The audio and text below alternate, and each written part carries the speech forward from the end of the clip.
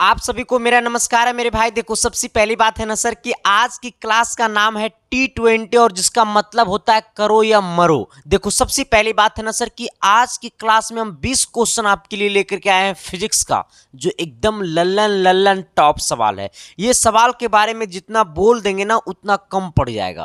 यानी सीधे कहने का मकसद है कि ये सारे का सारे सवाल आपके एग्जाम के लिए सबसे ज्यादा इंपॉर्टेंट है मेरे भाई। ठीक है सर, तो चलते हैं सर, क्लास की कर देते हैं आगाज, क्योंकि आज का क्लास है करो या मरो। करना है तो कर दो, वरना सरकार जाना है तो सरकारी कॉलेज जाओ, वरना एकदम नहीं जाओ।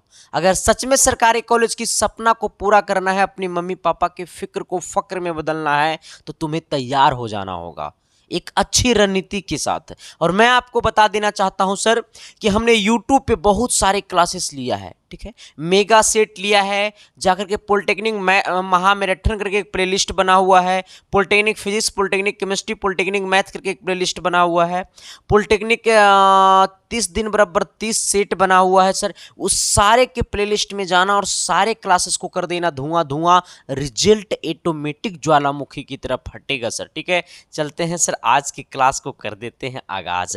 ठीक है सर, आ जाना। देखो, सबसे पहली बात है ना, आज की क्लास का पहला क्वेश्चन कहता है कि किसी वस्तु की वेग को दुगना कर देने पर उसे रोकने की सापेक्ष दूरी होगी क्या। देखो सर, यहां समझना, हमने वेग को किया दुगना, हमने वेग को क्या किया, वेग को हमने किया कितना गुना, 2 गुना।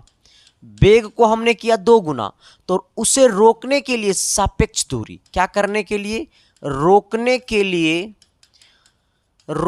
के लिए सापेक्ष दूरी, रोकने के लिए सापेक्ष दूरी। अब यहां पे समझना, आपसे जब भी पूछे सापेक्ष दूरी, हमें क्या कहा है, किसी वस्तु की वेग को हमने कर दिया दुगना, किसी वस्तु के वेग को कर दिया दुगना और रोकने के लिए सापेक्ष दूरी। अगर इसको बेसिक मेथड से बनाओगे सर तो सवाल बड़ा मतलब कठिन हो जाएगा और सवाल को बहुत आगे तक ले जाना पड़ेगा, तब वो बेसिक मेथड से ये सवाल बनेगा। लेकिन हम तो कहेंगे ना सर, डायरेक्ट ऐसे समझना कि वेग हमें दुगना किया, ठीक है, तो सापेक्ष दूरी क्या होगा, जितना वेग रहेगा उस पे स्क्वायर कर देना, यानी 2 का स्क्वायर कितना हो जाएगा, 4 गुना हमको करना पड़ेगा। कितना गुना करना पड़ेगा, सापेक्ष दूरी कितना गुना करना पड़ेगा, 4 गुना करना पड़ेगा, जो कि ऑप्शन नंबर कहाँ है, तो आपको ऑप्शन नंबर सी में है। हमने क्या बोला है कि किसी वस्तु की वेग को दुगना कर देने पर उसे रोकने के लिए सापेक्ष दूरी होगी, तो किसी वस्तु की वेग को हमने किया दुगना, तो उसको रोकने के लिए जो सापेक्ष दूरी होगी वो वेग को स्क्वायर में बदल देना, यानी कहने का सेंस है 4 गुना हो जाएगा। कितना गुना हो जाएगा, 4 गुना हो जाएगा, जो कि ऑप्शन नंबर कहाँ है, तो सी में है। ठीक है सर, आइएगा, तो क्या मैंने जो बोला वो चमका न जी, अरे एस या नो तो बोलो न जी, तो अगले सवाल की तरफ तो बढ़ो न जी। आइएगा सर, क्वेश्चन क्या कहता है अगला, कि एक पिंड 10 मीटर प्रति सेकंड की प्रारंभिक वेग से पृथ्वी तल से ऊपर की ओर फेंका जाता है ना। क्या बोला है कि एक पिंड 10 मीटर प्रति सेकंड की प्रारंभिक वेग से पृथ्वी तल से ऊपर की ओर फेंका जाता है, वह अधिक से अधिक ऊंचाई तक पहुंचेगी जहां जी का मान है 10 मीटर प्रति सेकंड स्क्वायर। सवाल समझा कि नहीं समझा। कहता है एक पिंड 10 मीटर प्रति सेकंड की प्रारंभिक वेग से पृथ्वी तल से ऊपर की ओर फेंका जाता है। एक पिंड है मतलब एक वस्तु है, 10 मीटर प्रति सेकंड की प्रारंभिक वेग से ऊपर की ओर फेंका जाता है। इसका मतलब प्रारंभिक वेग बोले तो यू बराबर कितना है, 10 मीटर प्रति सेकंड। आइएगा सर, u का मान हमारा हो गया 10 मीटर प्रति सेकंड, जो कहता है एक पिंड 10 मीटर प्रति सेकंड के प्रारंभिक वेग से पृथ्वी तल से ऊपर की ओर फेंका जाता है, मतलब हमारा प्रारंभिक वेग जो है वो 10 मीटर प्रति सेकंड है। तो वैसे केस में जो हमारा अंतिम वेग होगा वो क्या हो जाएगा, 0।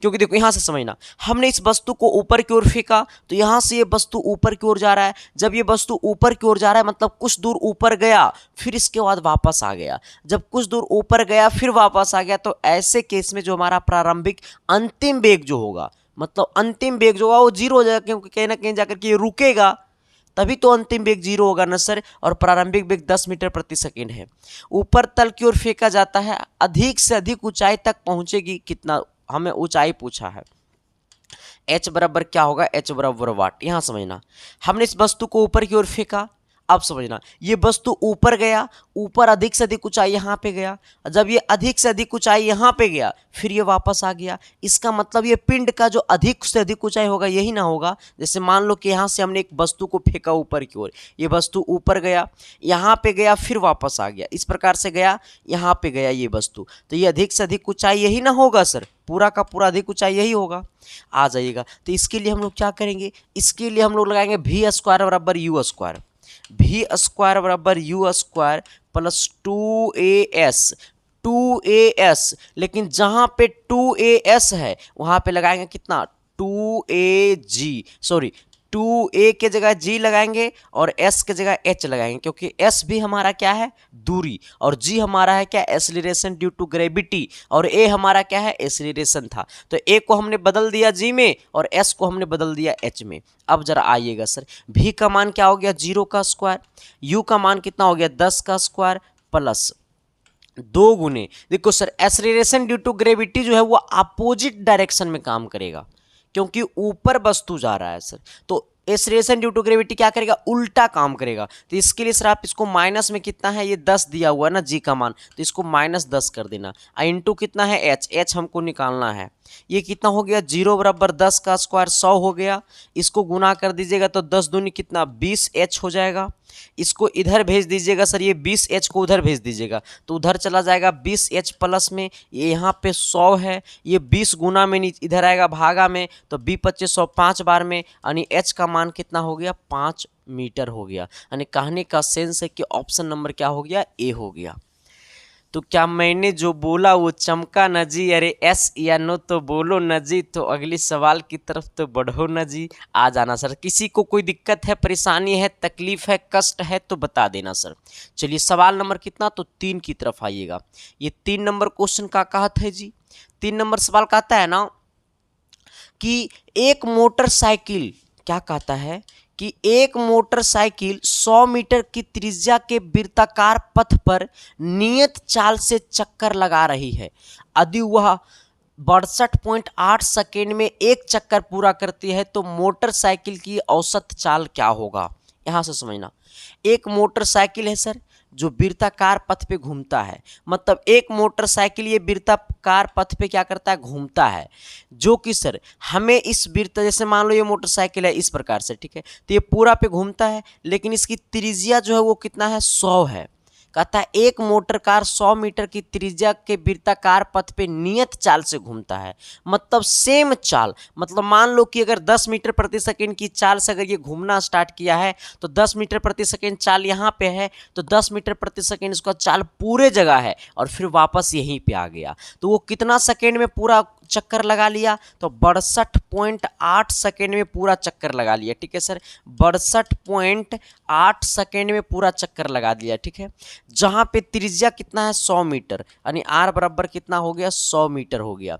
अब मेरी बातों को समझिएगा, तो हमसे पूछा मोटरसाइकिल की औसत चाल क्या होगा, हमसे क्या पूछा है, और मोटरसाइकिल की औसत चाल, हमसे क्या पूछा, मोटरसाइकिल की औसत चाल। तो कुछ नहीं करना, सबसे पहले आपको ऐसे समझना है कि औसत चाल बराबर क्या होता है, औसत चाल बराबर होता है कुल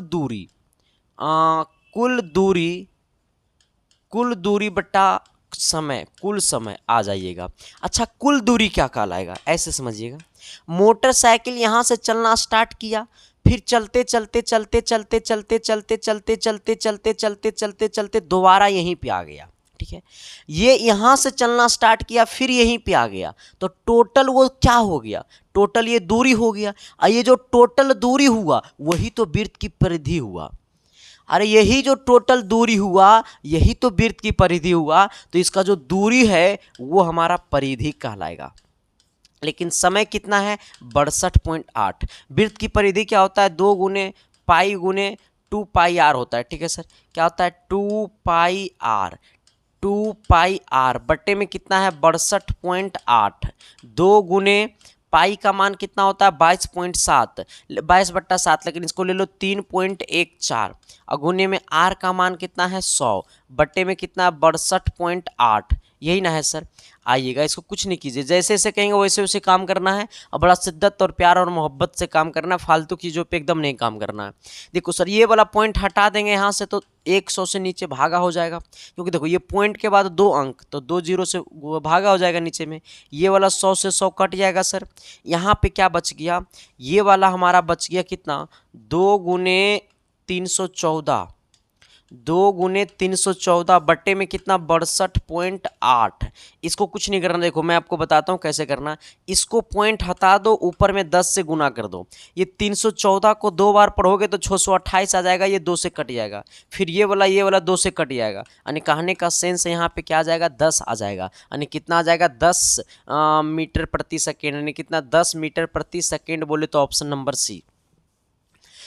तो क्या मैंने जो बोला वो चमका न जी, अरे एस या नो तो बोलो न जी, तो अगली सवाल की तरफ तनी बढ़ो न जी। सबको पहले बुझाया कि नहीं बुझाया, पहले ये बोल देना सर कि क्लास कैसा लग रहा है आपको। ये सच में अगर आपको ये क्लास अच्छा लग रहा है ना सर, तो ये कमेंट बॉक्स में कमेंट करना तो बनता है मेरे भाई, ठीक है सर। लेकिन अब जो है वो आपका क्लास गैप नहीं होगा, शाम को 6 बजे, सुबह को 10 बजे हम आपके स्वागत के लिए हमेशा तैनात रहेंगे। लेकिन आपका काम है कि ये 2 टाइम में आपको जुड़ना है और जुड़ करके सर एक एसके साइंस क्लासेस परिवार को बहुत आगे तक ले जाना है। इसमें आपका सहयोग, सपोर्ट और साथ चाहिए मेरे भाई, ठीक है सर।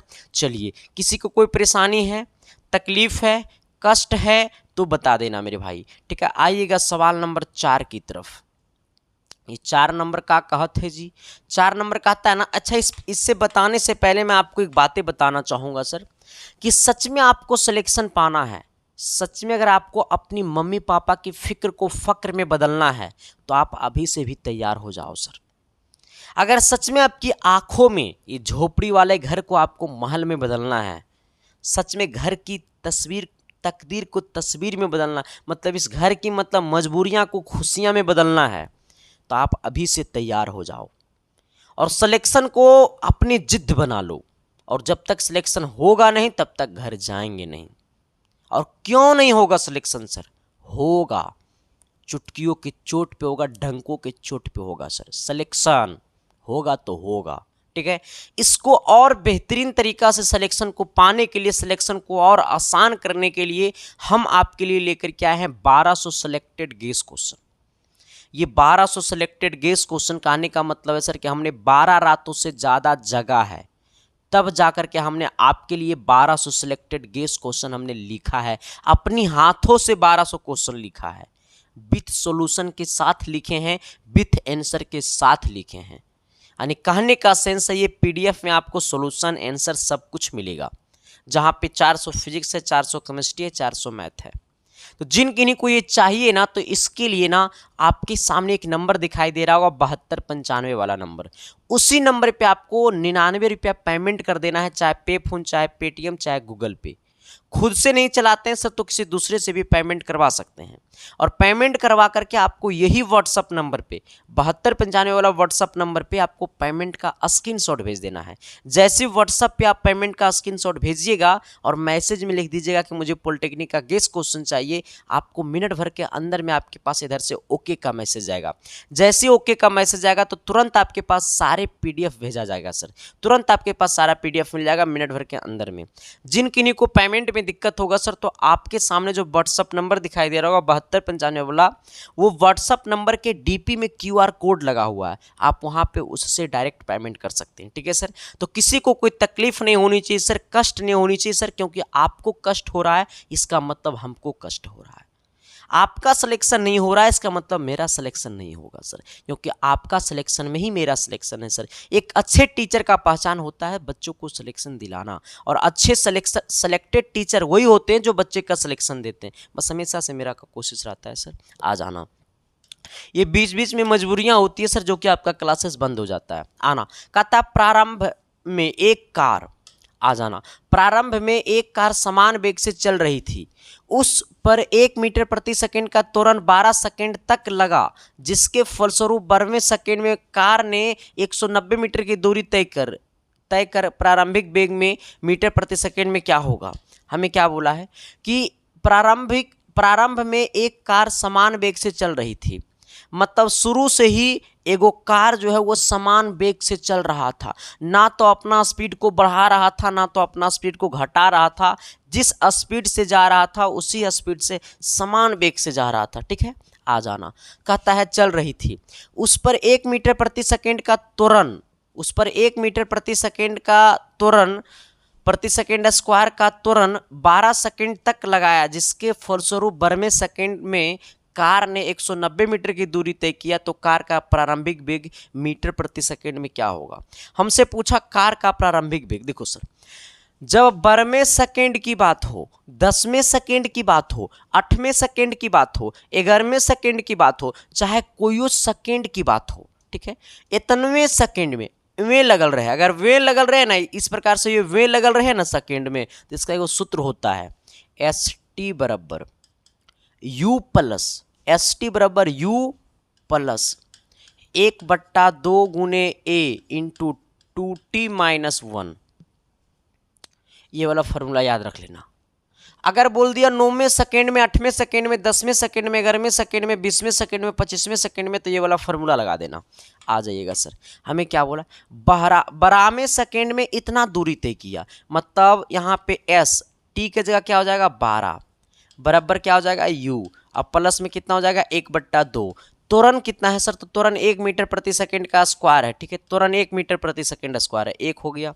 और 2 गुने 12, अब माइनस में कितना 1। अच्छा S 12 मतलब 12वें सेकेंड में कितना दूरी तय किया 190, तो S 12 की जगह 190 लगा देंगे, U हो गया प्लस 1/2 हो गया, गुने इसको कर दो 1 है सर, इंटू ये के 12 दूनी 24 यानी कितना हो जाएगा सर? ये हमारा 23 हो जाएगा। कितना हो जाएगा? ये हमारा 23 हो जाएगा। ठीक है, इसको करिएगा इधर, ठीक है, तो 190 हो जाएगा, इसको इधर लाएंगे तो ये 23/2, इधर माइनस में हो जाएगा ये 23/2, बराबर में इधर U हो जाएगा।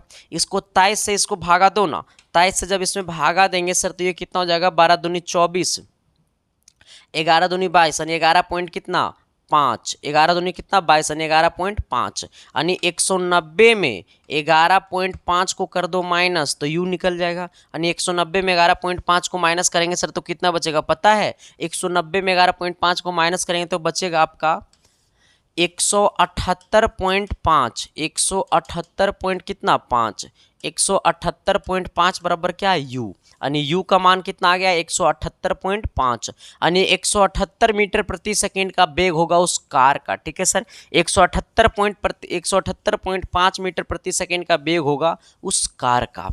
किसी को कोई दिक्कत, तकलीफ, परेशानियां, कष्ट है तो बता देना मेरे भाई, आपकी सारे परेशानियां को मैं कर दूंगा यूं खत्म, है ना। चलो सर, आते हैं सवाल नंबर कितना 5 की तरफ। ये 5 नंबर क्वेश्चन क्या कहता है जी? जरा शिद्दत से, प्यार से, मोहब्बत से आइएगा। देखो सर, कहता है एक ही धातु के दो वस्तुओं का उष्माधारिता में 3:4 का अनुपात है तो द्रव्यमानों का अनुपात क्या होगा? देखो सर, उष्माधारिता का अनुपात, उष्माधारिता का अनुपात 3:4 है तो द्रव्यमानों का अनुपात भी 3:4 होगा। उष्माधारिता का अनुपात कितना है? 3:4 है। उष्माधारिता का अनुपात 3:4 है तो द्रव्यमानों का अनुपात क्या होगा? 3:4 होगा। इसमें कोई परिवर्तन नहीं होगा सर। ठीक है, इस बात को अपने दिल और दिमाग में रख लेना। आइएगा सवाल नंबर कितना? तो सवाल नंबर 6 हो गया। 6 की तरफ आइएगा। 6 नंबर क्या कहता है? 200 ग्राम जल को 20 डिग्री सेल्सियस से 40 डिग्री सेल्सियस तक गर्म करने के लिए उष्मा चाहिए कितना? 200 ग्राम जल को 20 डिग्री सेल्सियस से 40 डिग्री सेल्सियस तक गर्म करने के लिए उष्मा चाहिए कितना? तो सबसे पहले एक फार्मूला होता है उष्मा बराबर एम एस डेल्टा टी। ये डेल्टा टी का मतलब होता है टेम्परेचर। क्या होता है मेरे भाई? टेम्परेचर। ठीक है, आ जाइएगा सर। ये Q बराबर M गुने M का मान कितना है सर? 200 ग्राम, S का मान 1, ठीक है, गुने डेल्टा टी। डेल्टा टी का मतलब कितना से कितना का परिवर्तन हुआ? तो 40 डिग्री से 20 डिग्री सेल्सियस का परिवर्तन हुआ, यानी 40 डिग्री में से 20 डिग्री को माइनस कर दो तो 40 माइनस 20 कर देंगे, यानी ये हो गया 200 गुने 1 और गुने कितना 20, यानी ये कितना हो गया 2000। 2 दूनी 4, कितना हो गया सर? ये 4 हो गया। ठीक है सर, यानी कितना 4000 हो जाएगा। तुझको ना देखूं तो जी घबराता है। आदन सर इसको अच्छा लिख सकते हैं 4 × 1000। इसको लिख सकते हैं 4 × 1000, तो इसको लिख सकते हैं 4 ये 1000 को लिख सकते हैं 10⁻3 यानी 4 × 10⁻3 कैलोरी हो जाएगा। नहीं समझा? ये पूरा को गुना करने के बाद 4000 आया ना, अब ये 4000 को लिख सकते हैं 4 × 1000। तो 1000 में यहाँ कितना जीरो, 3 जीरो, तो इसको लिख सकते हैं ये 1000 को लिख सकते हैं 10⁻3। मैटर खत्म है सर, यानी 4 × 10 कितना हो जाएगा, 3 हो जाएगा। अगला सवाल आइएगा, सवाल नंबर कितना, 7 की तरफ। 7 नंबर क्या कहता है, जरा गौर कीजिएगा, शिद्दत से, प्यार से, मोहब्बत से। ठीक है सर, इसको जरा और बड़ा कर देते हैं ना। चलिए आइएगा तनी जी, कहता है ना कि किसी वस्तु की सतह से उत्सर्जित विकिरण की दर अनुक्रमानुपाती होता है किसका। कहता है किसी वस्तु की सतह से उत्सर्जित विकिरण की दर अनुक्रमानुपाती होता है। उत्सर्जित विकिरण की दर अनुक्रमानुपाती होता है परम ताप के वर्ग के, परम ताप के तृतीय घात के, परम ताप के चतुर्थ घात के। यानी कहने का सेंस है सर कि किसी वस्तु की सतह से उत्सर्जित विकिरण की दर अनुक्रमानुपाती होता है किसका। उत्सर्जित विकिरण की दर अनुक्रमानुपाती होता है किसका। तो उत्सर्जित विकिरण की दर परम ताप के नहीं होते हैं, परम ताप के वर्ग के नहीं होते हैं, परम ताप के तृतीय घात के भी नहीं होते हैं, परम ताप के चतुर्थ घात के होते हैं। किसके घात के होते हैं, परम ताप के चतुर्थ घात के होते हैं। यानी ऑप्शन नंबर क्या होगा हमारा, डी होगा सर। अगला आइएगा सवाल नंबर 8 की तरफ। 8 नंबर क्वेश्चन क्या कहता है, कहता है ना कि दो वस्तुओं के बीच ऊष्मा का प्रभाव निर्भर करता है किसके बीच।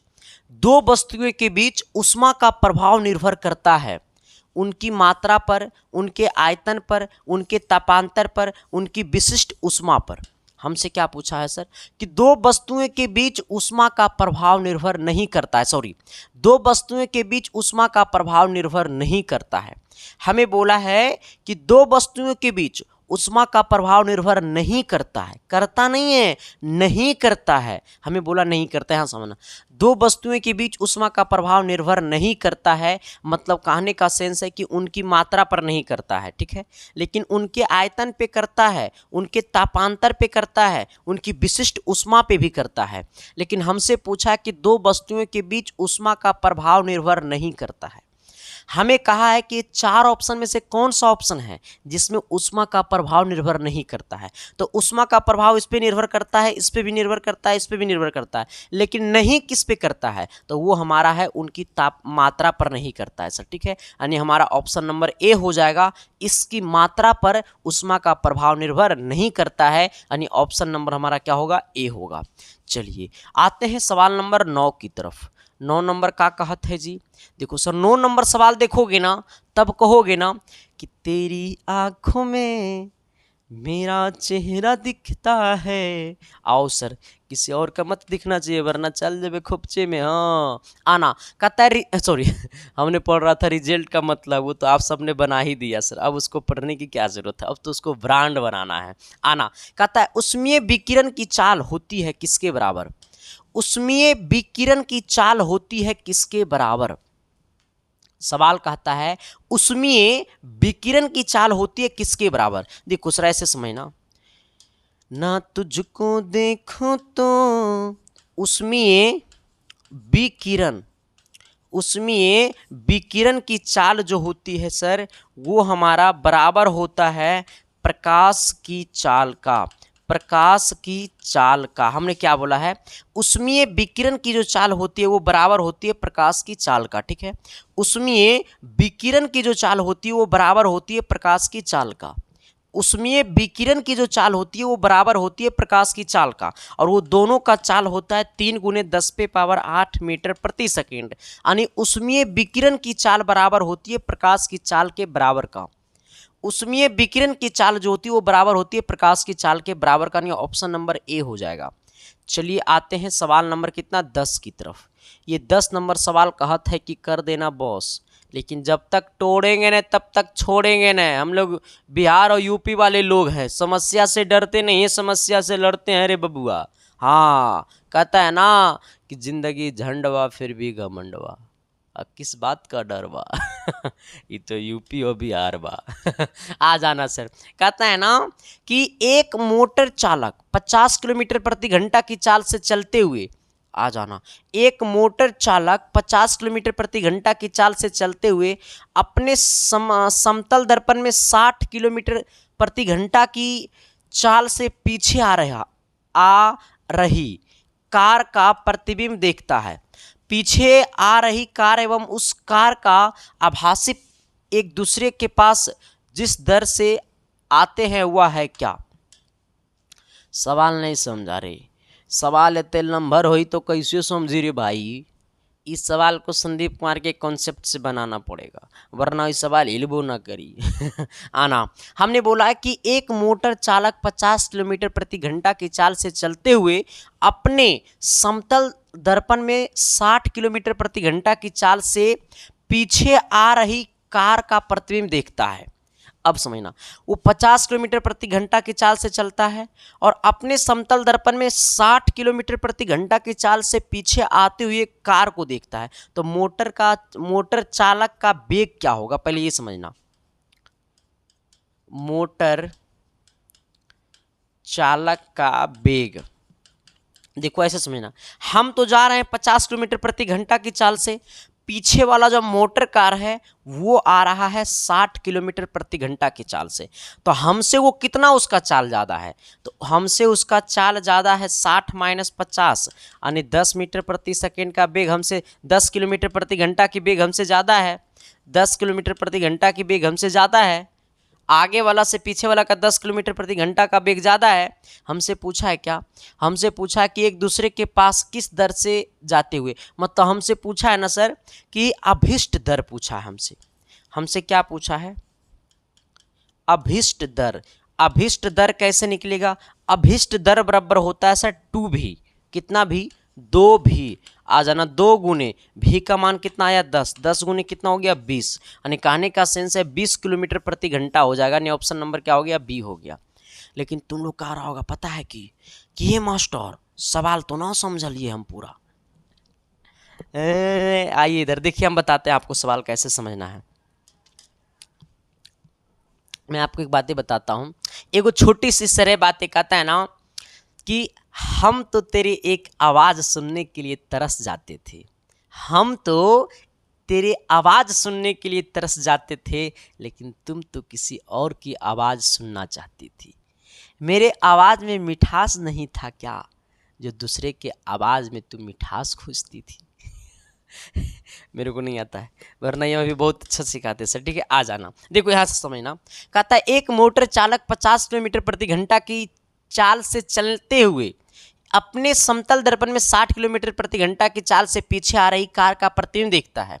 पीछे आ रही कार एवं उस कार का आभासी एक दूसरे के पास जिस दर से आता है वह है। तो हमारा मोटर चाल का वेग पहले निकाल लेना सर कि कितना चाल से वो अधिक आ रहा है। तो वो अधिक आ रहा है 10 मीटर प्रति सेकंड की वेग से। अभिष्ट दर क्या हो जाएगा सर, तो 2 भी, अभिष्ट दर बराबर 2 भी, यानी कितना हो जाएगा 10 दूनी 20, यानी कहने का सेंस है ऑप्शन नंबर बी हो जाएगा। चलिए आते हैं सवाल नंबर 11 की तरफ। क्या कहते हैं जी 11 नंबर सवाल? कहता है ना कि एक विद्युत बल्ब 60 डिग्री पर झुके हुए हैं, 2 समतल दर्पण के बीच रखा गया है, इस बल्ब के कितने प्रतिबिंब दिखेंगे? हमें कहता है कि एक विद्युत बल्ब 60 डिग्री पर झुके हुए हैं। अच्छा, विद्युत बल्ब जो है सर वो कितना डिग्री पे झुका हुआ है? 60 डिग्री पे झुका हुआ है। हमसे पूछा है कि समतल दर्पण के बीच रखा गया है, इस बल्ब के कितने प्रतिबिंब बनेगा? हमसे पूछा है प्रतिबिंबों की संख्या। प्रतिबिंबों की संख्या हमसे क्या पूछा है? प्रतिबिंबों की संख्या। प्रतिबिंबों की संख्या बराबर होता है 360 डिग्री बटा थीटा माइनस 1। प्रतिबिंबों की संख्या क्या होता है? 360 डिग्री बटा थीटा माइनस 1। 360 डिग्री बटे में थीटा, थीटा कितना है सर 60 डिग्री -1, इसको काट दीजिएगा सर, पता है कितना 6 बार में, ये हो जाएगा 6 - 1, और 6 - 1 बोले तो कितना 5, यानी हमारा आंसर कितना आ जाएगा 5, प्रतिबिंबों की संख्या कितना हो जाएगा 5। कहता है 60 डिग्री के कोण पर झुके हुए हैं एक समतल दर्पण में, विद्युत बल्ब झुका हुआ समतल दर्पण में, हमसे पूछा समतल दर्पण में प्रतिबिंबों की संख्या, तो प्रतिबिंबों की संख्या बराबर होता है 360 डिग्री बटा थीटा -1, 360 डिग्री बटा थीटा, थीटा की जगह 60 डिग्री लेंगे, 60 डिग्री से 360 को काटेंगे 6 बार में, 6 - 1 हो जाएगा बराबर 5 हो जाएगा, जो कि सटीक और सही आंसर ऑप्शन नंबर सी होगा। ठीक है सर, चलिए आते हैं सवाल नंबर कितना 12 की तरफ। क्या कहत है 12 जी, कहता है ना कि कांच पारदर्शी है, रुक जाओ इसको थोड़ा बड़ा करने दो वरना चल जाता है खोपचे में ना जी। आइएगा, क्या कहता है कि कांच पारदर्शी है परंतु कांच का चूरा अपारदर्शी है, क्यों? मतलब कांच जो होता है सर वो पारदर्शी होता है, परंतु कांच का जो चूर्ण होता है सर वो हमारा अपारदर्शी होता है, क्यों? हमें ये बताना है। कहता है कि कांच पारदर्शी है परंतु कांच का चूर जो है सर वो अपारदर्शी है, क्योंकि चूरे पर पड़ने वाले प्रकाश की परिकिरणन हो जाता है, चूरने पर पड़ने वाले प्रकाश की अपरिकिरणन हो जाता है, प्रकाश परावर्तित होकर लौट जाता है, चूरे में कांच का गुण समाप्त हो जाते हैं, उपयुक्त इनमें से कोई नहीं। देखो सर, हमें बोला है कि कांच पारदर्शी है परंतु कांच का चूरा अपारदर्शी है, क्योंकि कांच पारदर्शी है परंतु कांच का जो चूरा होता है सर वो अपारदर्शी है, क्योंकि क्योंकि सर चूरे पर पड़ने वाले प्रकाश का परिकिरणन हो जाता है, क्योंकि चूरे पर पड़ने वाली प्रकाश का क्या हो जाता है परिकिरणन हो जाता है, इसलिए प्रकाश की जो मतलब कांच का जो चूर्ण होता है वो हमारा क्या है अपारदर्शी है। यानी कहा है कि कांच पारदर्शी है परंतु कांच का जो चूरा है वो अपारदर्शी है, क्योंकि चूरे पर पड़ने वाला प्रकाश का परिकिरणन हो जाता है, क्या हो जाता है चूरे पर पड़ने वाला प्रकाश का क्या हो जाता है परिकिरणन हो जाता है, यानी ऑप्शन नंबर आपका ए हो जाएगा। चलिए अगला आइएगा सर। अच्छा, इससे बताने से पहले मैं आपको एक बातें बताना चाहूँगा सर कि देखो कुछ नहीं करना है, मैं आपको बताता हूँ कि अगर सच में सर आपको पता है, अगर सच में आपको ये पूरा का पीडीएफ चाहिए जो हम पढ़ा रहे हैं, अगर वो पूरा पीडीएफ चाहिए आपको, तो इसके लिए ना आपको अपने मोबाइल के टेलीग्राम में जाना होगा, और टेलीग्राम में जाकर के आप सर्च कीजिएगा संदीप कुमार ऑफिशियल। जैसे सर्च कीजिएगा संदीप कुमार ऑफिशियल तो मेरा आईडी खुल जाएगा, वही आईडी को ज्वाइन करना जिस आईडी में लगभग 15,000 लोग ज्वाइन हैं, वो आपको जैसे ही आईडी को ज्वाइन करिएगा तो वहाँ पे आपको सारा पीडीएफ मिल जाएगा।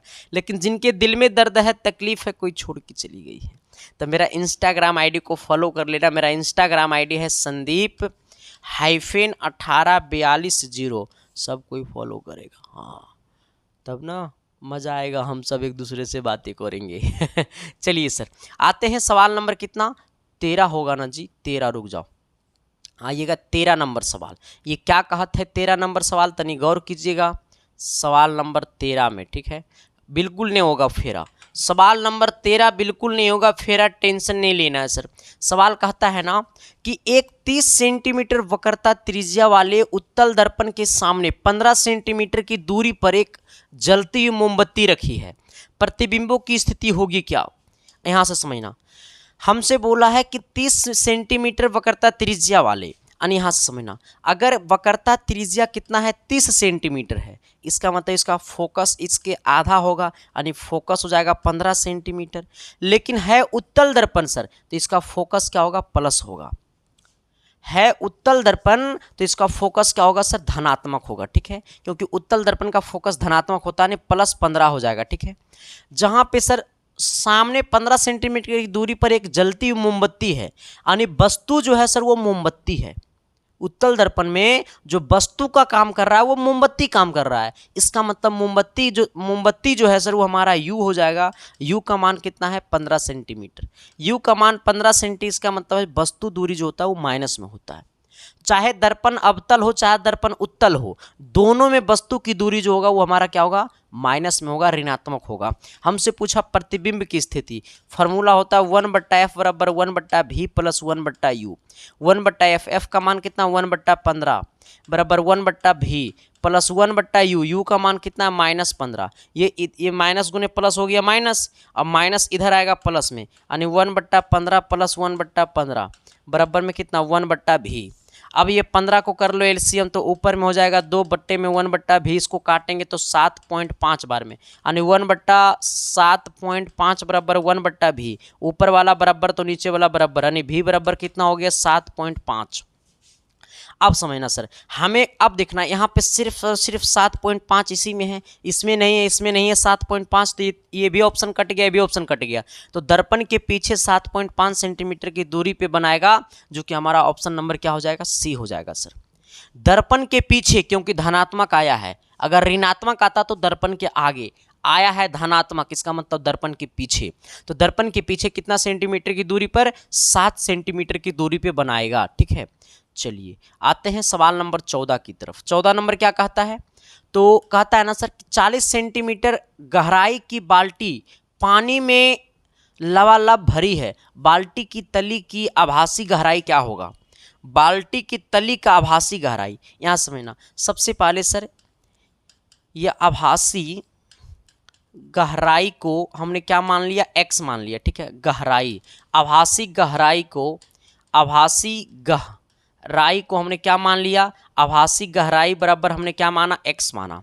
अब समझना 40 सेंटीमीटर गहराई की बाल्टी पानी से लबालब भरा है, तो पानी से लबालब भरा है तो पानी का क्या हो जाएगा सर, तो पानी का 4/3 हो जाएगा, पानी का 4/3 हो जाएगा सर। बाल्टी लबालब भरा है, 40/x कर देना, इसको इससे गुना कर देना, हो जाएगा 4x, इसको इससे गुना करना, 40 गुने कितना हो जाएगा 3 हो जाएगा।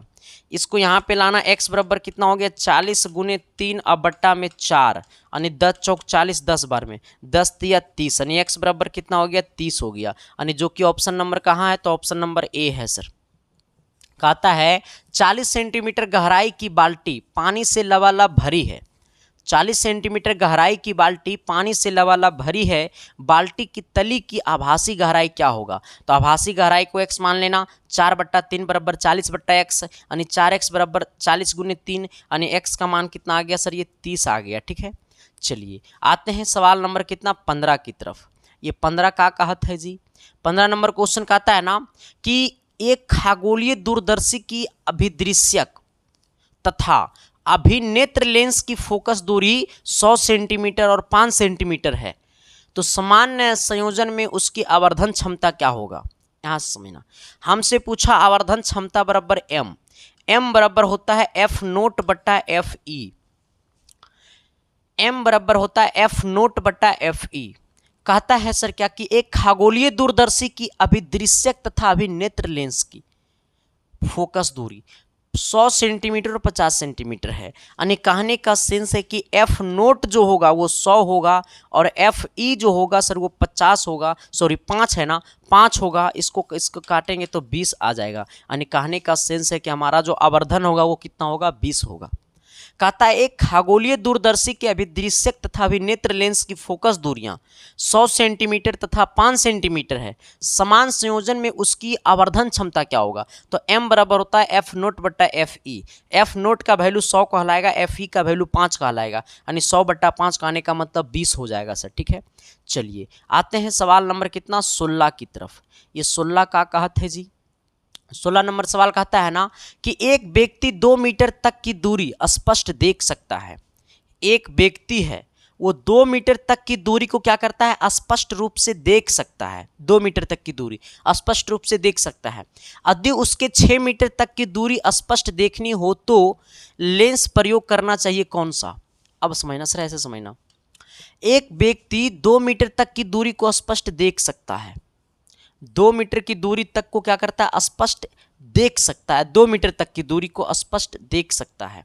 जब 2 मीटर तक की दूरी को स्पष्ट देख सकता है सर, तो यहाँ पे समझना कि हमारा भी का जो मान होगा वो कितना हो जाएगा, -2 हो जाएगा। 6 मीटर तक की देखना हो तो क्या करना पड़ेगा, तो u का मान क्या कर लेना, -6 ले लेना, u का मान क्या लेना, -6 लेना, और यहाँ से आप क्या निकाल दो, f निकाल दो। लेंस सूत्र लगा के 1/f बराबर 1/v माइनस 1/u, 1/f बराबर 1/v यानी कितना 1/-2। अब -1/u का मान कितना, -6, माइनस गुने माइनस प्लस हो जाएगा, 1/f बराबर यहाँ ये +6 हो जाएगा, 6 को कर लेना है कॉमन, 3 दूनी 6 यानी ये -3 हो जाएगा, और ये प्लस में कितना 1 हो जाएगा, यानी ये -2/6 इसको काटेंगे तो 3 बार में, यानी 1/f बराबर 1/3 यानी -3, माइनस से ऊपर बराबर नीचे बराबर, यानी f बराबर हो गया कितना, -3, यानी f का मान आ गया -3। इससे आपको निकाल दो लेंस की क्षमता, क्योंकि सबका सब मीटर में है, ये भी मीटर में, ये भी मीटर में, मतलब ये भी मीटर में होगा। तो लेंस की क्षमता निकाल दो P, यानी P बराबर 1/f यानी 1/-3, यानी इसको काटेंगे तो 0 पॉइंट कितना 3 आ जाएगा सर, 0.33 डायोप्टर माइनस में हो जाएगा। ठीक है, अब समझना सर, हमारा लेंस की जो क्षमता आया है वो -0.33 आया है डायोप्टर में।